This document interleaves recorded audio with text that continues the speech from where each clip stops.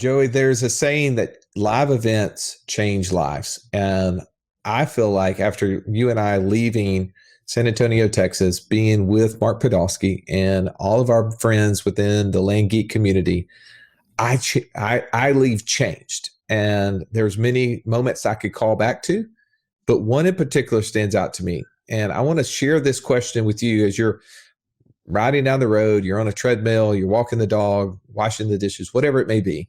I want to ask you this question, and I would like you to press pause right after I ask it and really give it some deep thought, because it is, to me, one of the greatest questions that anybody has ever asked you or I that I know of, Joey.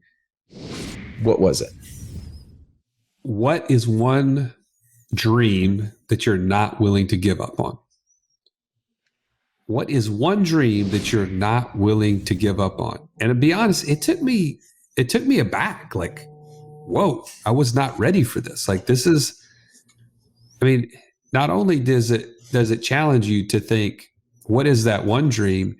It also challenges you to think, what dreams have I given up on and just been okay with? Right? All right. I mean, that was a double challenge to me. What about you? All right.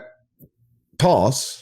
I really want you to pause right now. Pause the podcast this very second and answer that question. What is one dream that is so big that you've not accomplished, but you're not willing to give up on? Press pause right now. Now that you've come up with that answer, what are you going to do with it? What is going to be the next step? Do you even know how to take action on it? Do you even know what the right next thing is for you to accomplish it? If you don't know, I want you to go to wealthwithoutwallstreet.com/free call. Our coaches have gone through this process with hundreds of our members, helping them figure out what the right next thing is. And with you now knowing what that big dream is for you, what that thing is that you haven't accomplished yet, and the key word is yet, and you're not going to be willing to give up on it, you share that with our coaches. They will be able to help you break down through a very simple process of how to take action on that. Joey, let's don't steal any more thunder from today's podcast as you and I talk about the dreams that we weren't willing to give up on, which was our passive income, which led us to being financially free, which led us to the moment we are today, us talking about it to the whole world. Let's jump in right now.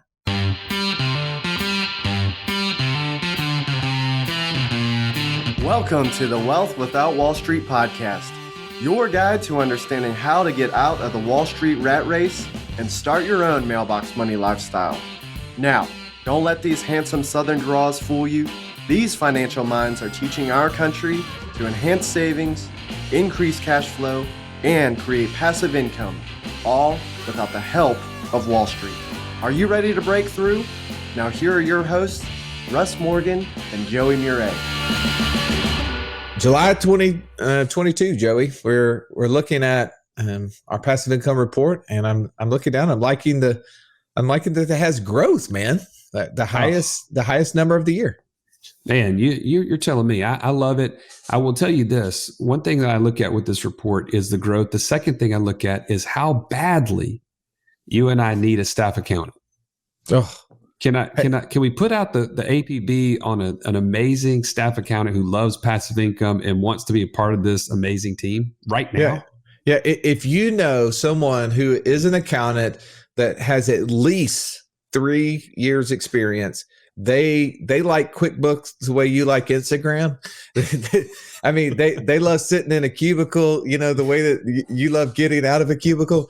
Like just point them our direction, please, which I know that they're not listening to the podcast because they're locked down on the things that they're doing right now. But if they want to work from home and they want to work in an amazing company that has more businesses to keep them busy than they know what to do with, but also can get access to all the cool things that you've been getting access to, could you point them our way? Send them to info@wealth.wall-street, say staff accounting in the subject matter, and have them send us their resume. Because we right now desperately need to hire someone because, one, you're looking at our little report, and I can't tell you how long it took the stallion to put things together. Man, bless that dude's heart. He is just not an Excel guru, and he needs someone else to help him. And we definitely need someone else that has the skills to help us and our other accountants pull all these things together and more.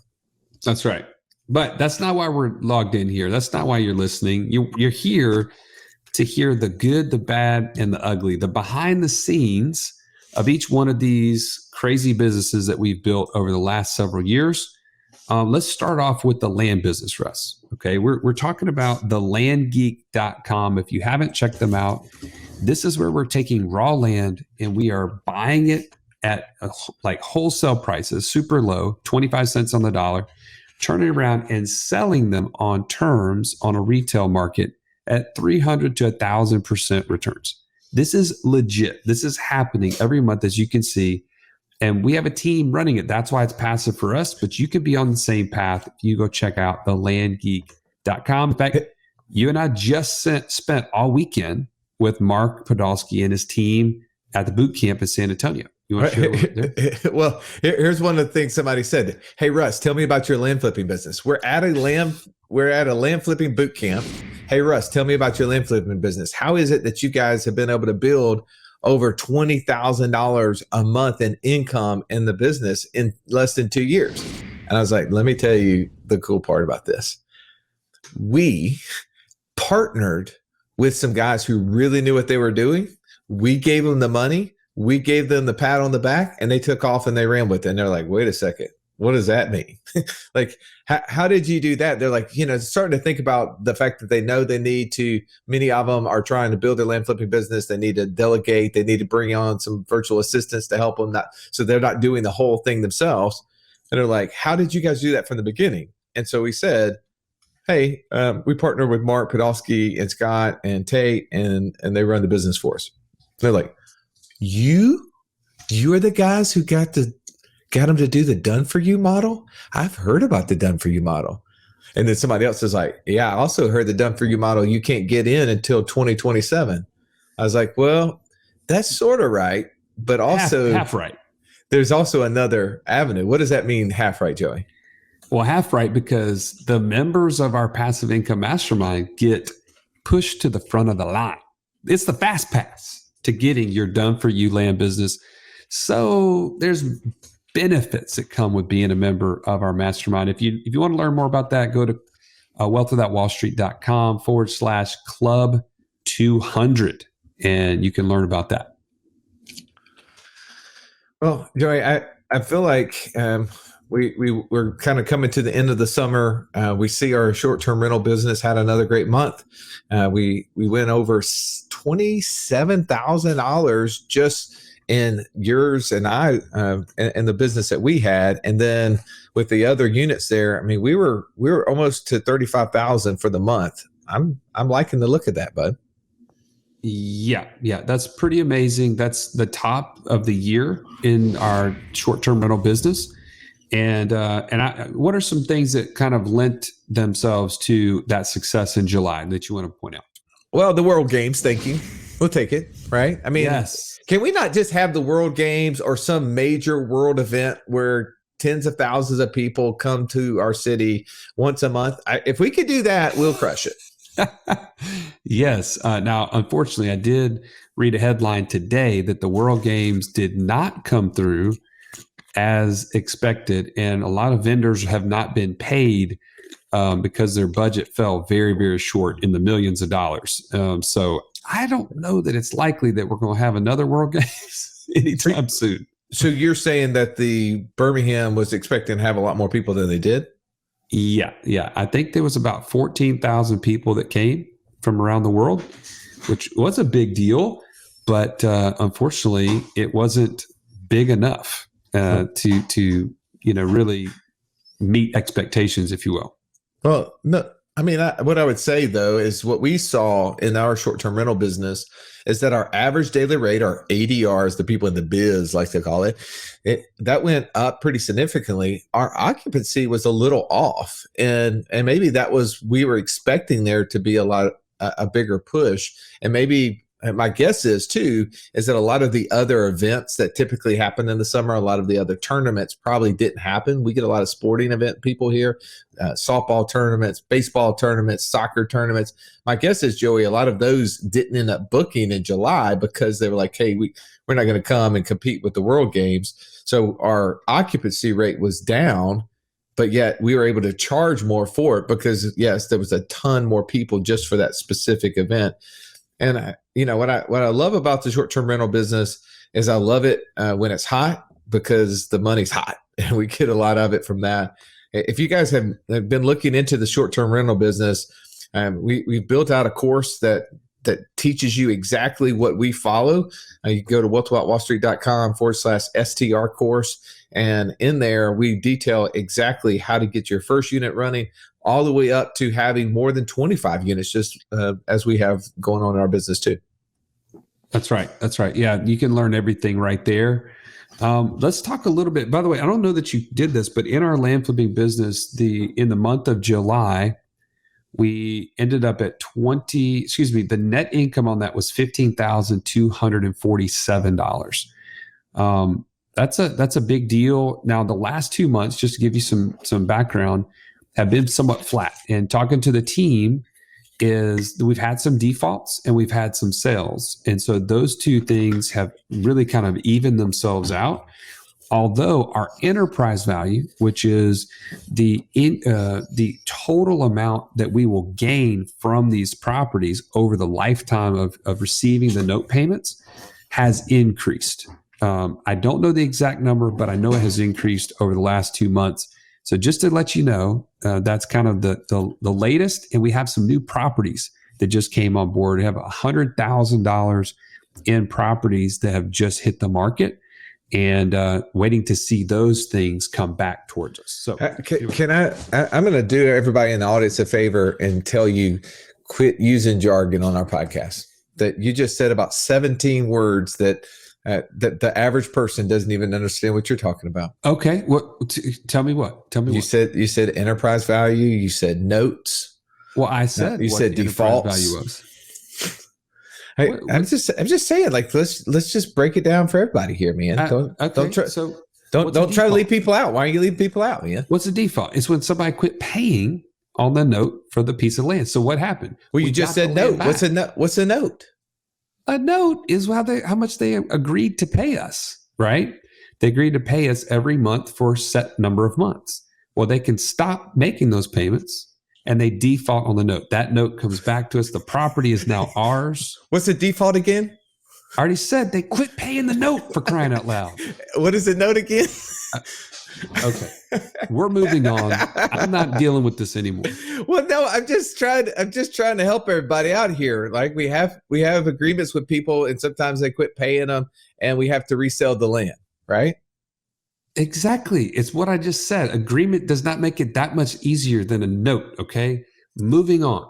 It does. So we got into the Ethereum miners last month, and the month before we had a loss. Hey, right? We went negative. Friends don't let friends sell Bitcoins. What I like to say.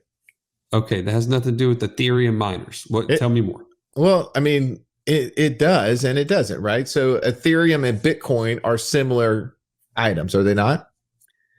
They are. They're both cryptocurrencies. What is the difference between Ethereum and Bitcoin in your opinion? I'll say this. It's not my idea. It's the people that are way smarter than you and I. The people we've talked to about cryptocurrency have said Ethereum has the technology of blockchain behind their project that Bitcoin doesn't. And so they see the utility of Ethereum being much more valuable than Bitcoin. And do you remember the analogy that someone gave us about blockchain? There's about 15 of those. So you want me to pick one out of a haystack. So I'm going to let you answer that one. Well, remember they were going through and saying it is like a perfect set of books. Like for an accountant, right? Someone who's auditing books, they want to be able to see perfectly into the business what's happening. And to be honest, most businesses are poorly run. And secondly, most investments are not transparent. You can't see them. You don't know what's happening. We talk about all the time the reason why Wall Street is such a poor place to invest, because you don't know what's going on.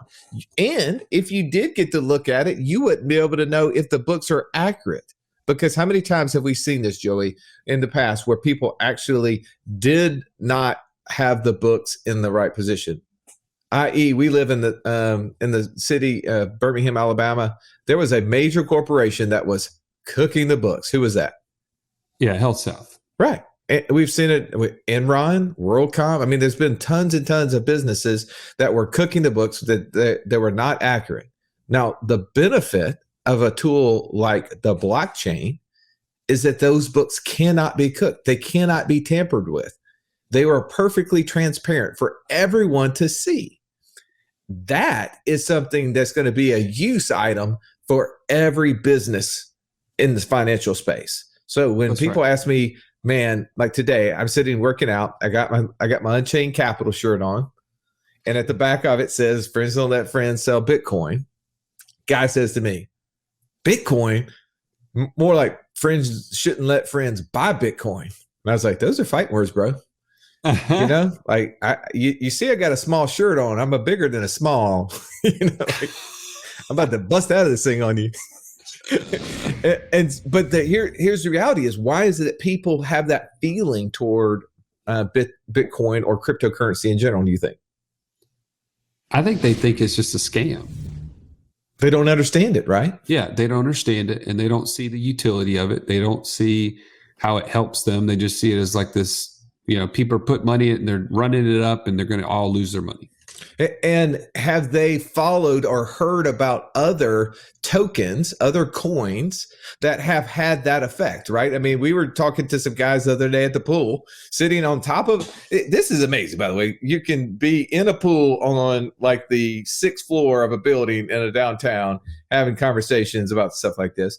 And we were talking to a couple of guys, and they had mentioned a couple things. We won't mention the names of these companies that they had invested in, and they all went to zero, right? That's right. And people have had those experiences or heard about those experiences, right? There's some supposedly stable coins out there that went to zero. And so they assume that Bitcoin, Ethereum are just in the same range, right? That's right. But they just put them all in the same category. But the reality is that what we're talking about and what we're looking at is the back end model. We're looking not from the speculation of the currency itself, but in the infrastructure, the tool. We can see that this thing is going to be used in lots of different spaces within the financial model. It is like the internet. It's not going away. It's only going to grow bigger as time goes on. Well, and it's not only going to be on the financial side of things. Think about real estate. There's going to be tokenized real estate transactions where you'll be able to buy a portion of a piece of real estate. This is going to be big for the investment world in general, being able to take something that was otherwise unattainable by one individual and having them a part of a project, which I think is really exciting. That's what I think of with blockchain. Russ, I remember my dad specifically say to me, "Joey, you gotta go to college. I don't want you to end up like me." And you know what my dad was saying is, in order for things to change, things have to change. You can't end up just like me. Well, I think, we as parents, sometimes we take on the burden thinking about our kids and how we want something better for them. And we want to know, what will their future look like if I don't take action, if I don't do something different? See, in my house, I'm the role model. You're your kid's role model. And the buck stops with you. It's time to take action. If you're ready to take action, join us at wealthwithoutwallstreet.com/passport and get started on your own journey to financial freedom. All right, let's jump back into this episode.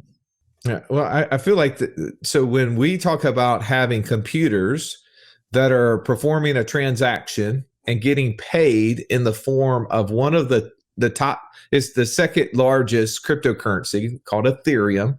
We're getting paid in that, and we show it in USD. Even though you and I are not turning it into USD, we're still holding it in that currency, and it is up. Like last month, in the month of July, we were able to profit, Joey, almost $2,000, right? That's now right. In the month of June, what it cost us, it was greater than what its production was. Right. But yet, because the price of Ethereum has gone up and we didn't sell it, did we lose money in the month of June? No, we did not. No, we didn't. And we're not selling it because we're holding it as an alternative to the US dollar. So my comeback to old boy in the gym this morning, and I hope you listen, Rusty, you know I like you. This is all in fun and games, but you give me a great example to share on the show. Is I said, I like buying appreciating assets. You must be somebody who likes depreciating assets. Because what has the US dollar done for the last 60 years? Oh, dropped like a rock. It has depreciated. 90-something% of it has wasted away. Right? And when we look at these currencies, especially Bitcoin in general, has almost a 0% inflation rate. It's just a hair over 0% right now. So for us, I see that as an appreciating asset. I see it for a tool that's going to be used by the whole world, not just the US, by the way. It's going to be used by the whole world. And there's going to be an assigned value to it. You and I don't know what that end value will be, but I know there's an assigned value to it. And I want to be holding the thing that can assign that value. Yeah, no doubt. So let's keep rocking here. You've heard us talk about our syndication that we bought into for ATM machines. And currently that has just continued to be solid. It's $2,184 every single month, continues to come in. And and there's not a whole lot to report other than the fact that people are still using ATM functions. Even though you and we walked by one in the airport the other day and I was like, man, is that one of ours? I don't know. I hope it is. Hope they're making money. What's the benefit of a syndication?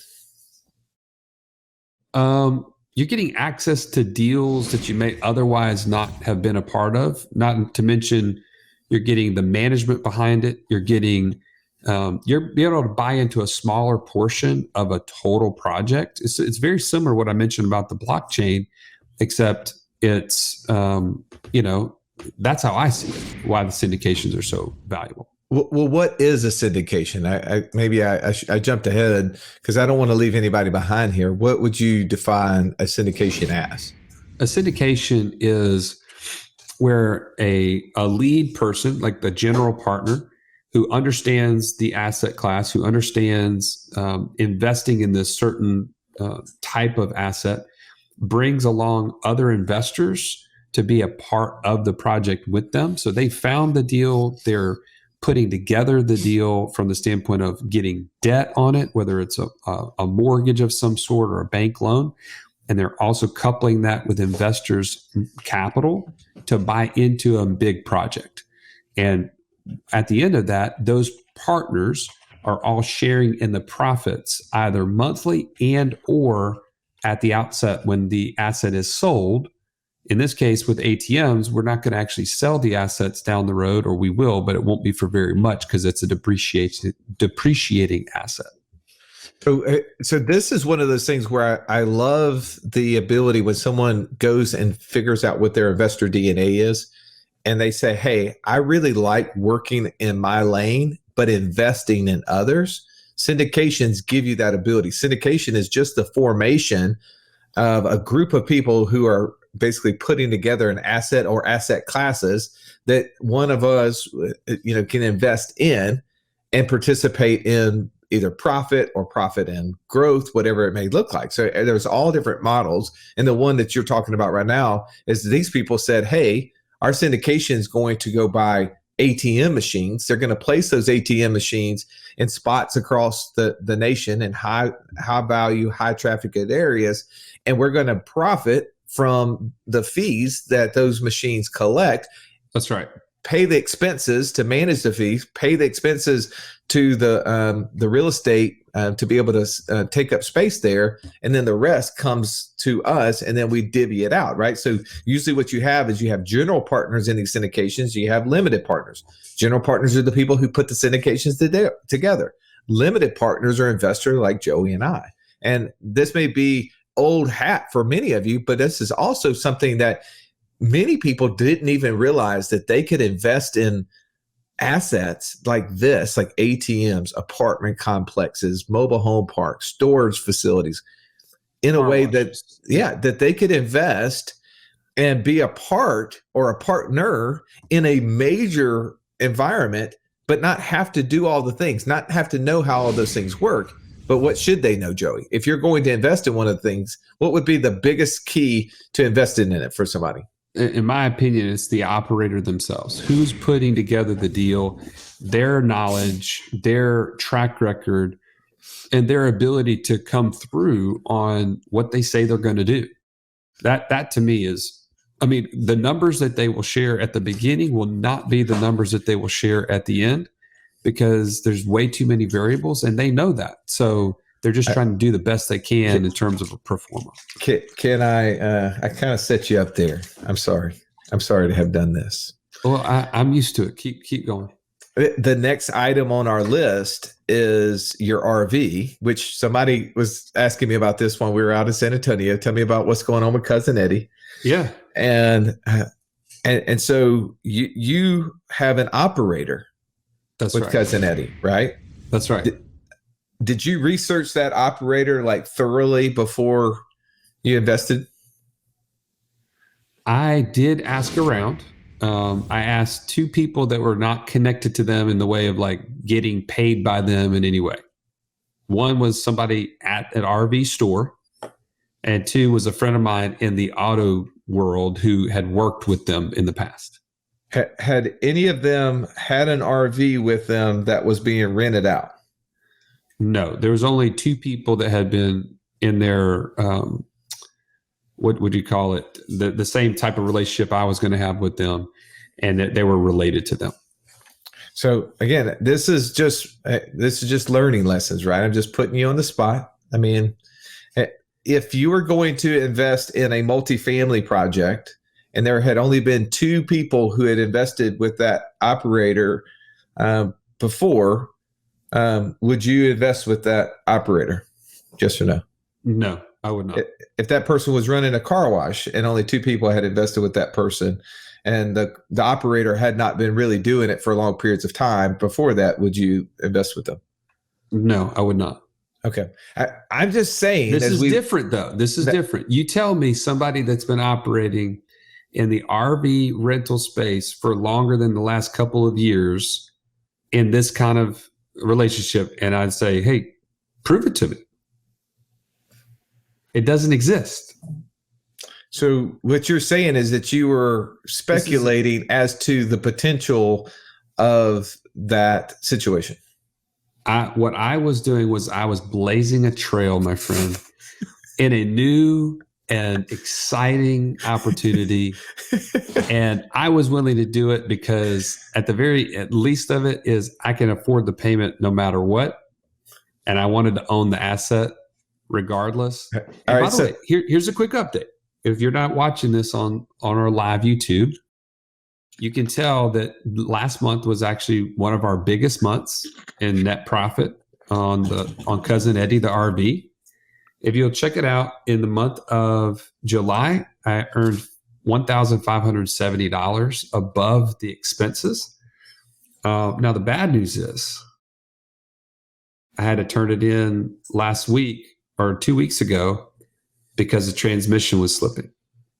Now, good news, it's under warranty and the work is being done, but had to take him out of the mix for most of August and hoping to get him back in the saddle here in the last week or so of August. All right. So people are asking, Joey, if you could do this again. It's been a year, right? Because a year ago is when you bought it and drove it all the way across country. If you could do it again, would you? It's still early enough to where I would say yes, because I like the idea of continuing to have an asset and that it's paying for itself. But I will say it's not the best use as an investment.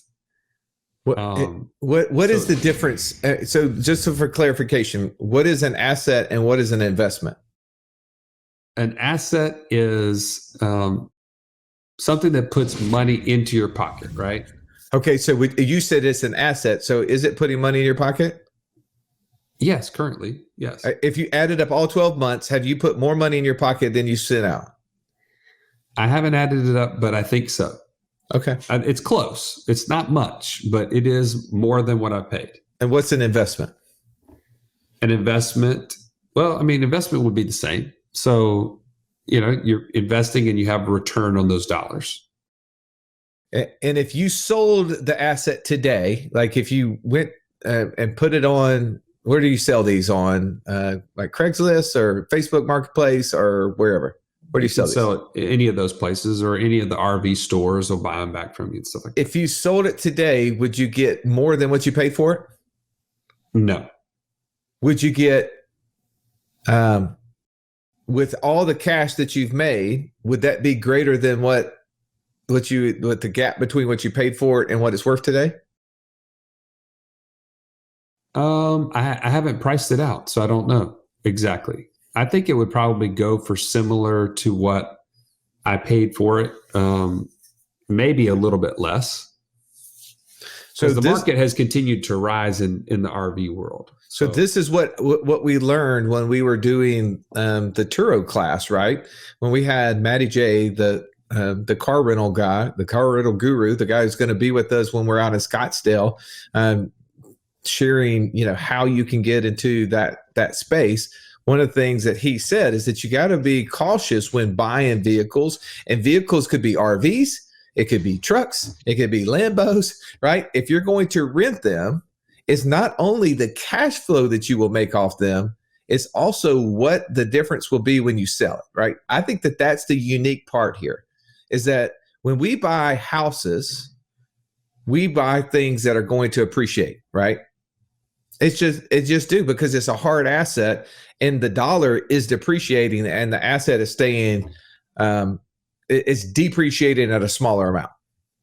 But yet a vehicle, as you said, already in a year, it's already in the shop to get transmission, because those parts are being used and it's going down at a faster rate than the dollar is.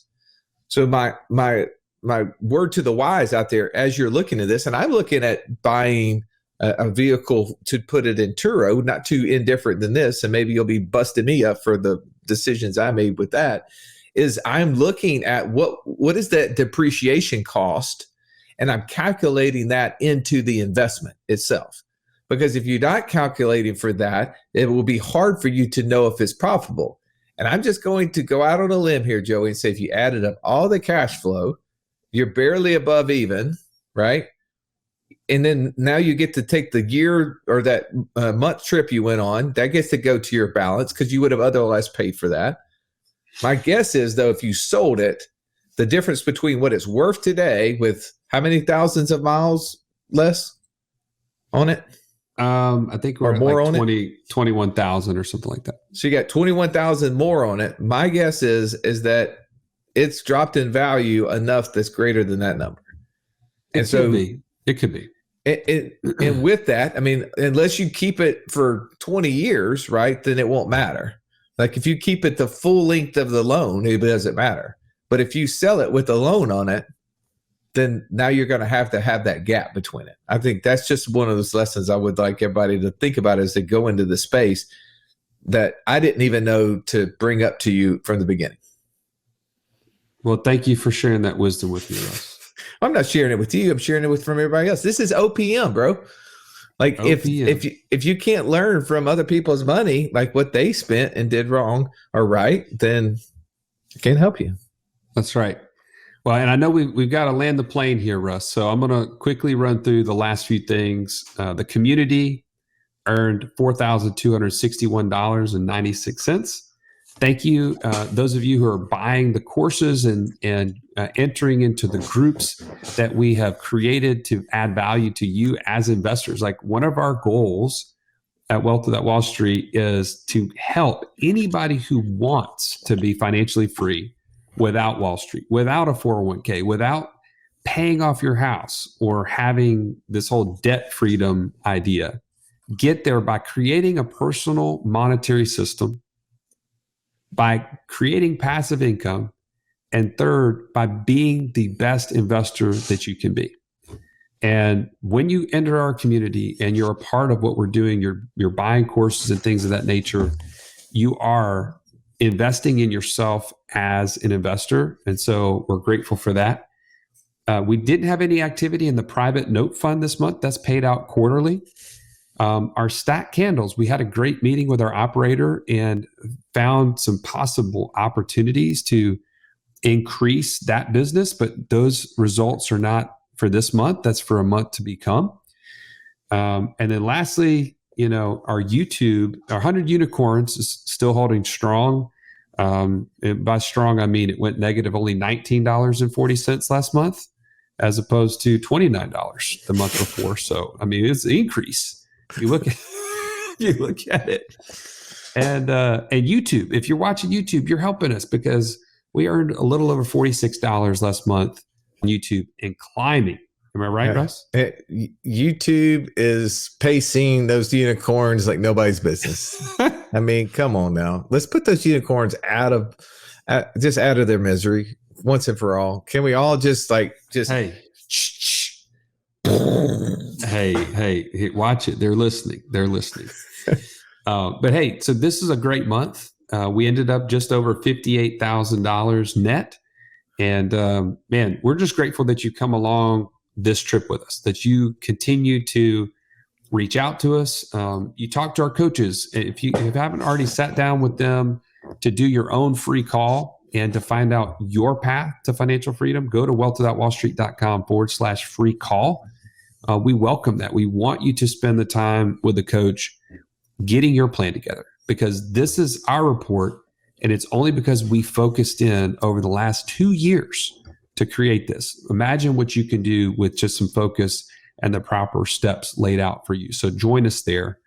Russ, any parting thoughts? Yeah, if you want to take massive action and get insane value right now, go to thepassiveincomeretreat.com.